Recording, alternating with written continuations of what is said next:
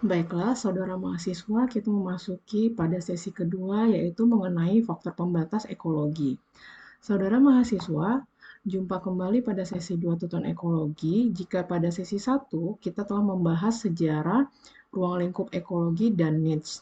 Maka pada sesi 2 ini kita akan membahas mengenai faktor pembatas ekologi. Untuk mempelajari materi ini, diharapkan Anda saat ini telah membaca materi modul 2 mengenai organisme dan lingkungan, di mana di dalamnya terdapat konsep faktor pembatas. Setelah mengikuti materi sesi 2 ini, Anda diharapkan mampu menjelaskan faktor pembatas dalam pertumbuhan organisme. Sedangkan secara khusus Anda diharapkan mampu menjelaskan pertama, pengertian tentang faktor pembatas, kedua, berbagai faktor pembatas fisik dan faktor pembatas kimia, ketiga, konsep hukum minimum dan hukum toleransi, keempat, contoh kisaran toleransi organisme terhadap lingkungan.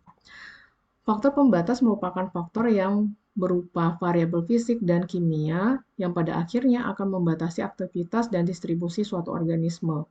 Dalam mempertahankan hidupnya, suatu organisme berjuang dan bertahan untuk mendapatkan kebutuhannya seperti makan, minum, dan sebagainya.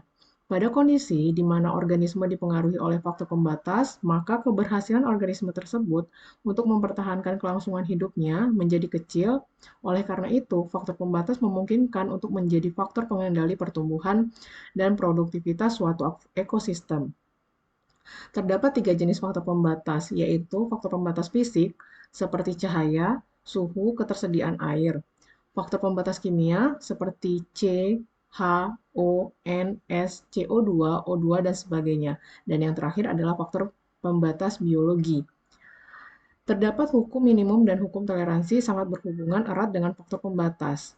Ada dua hukum, yaitu yang pertama adalah hukum minimum Liebig, yang kedua hukum toleransi Selford.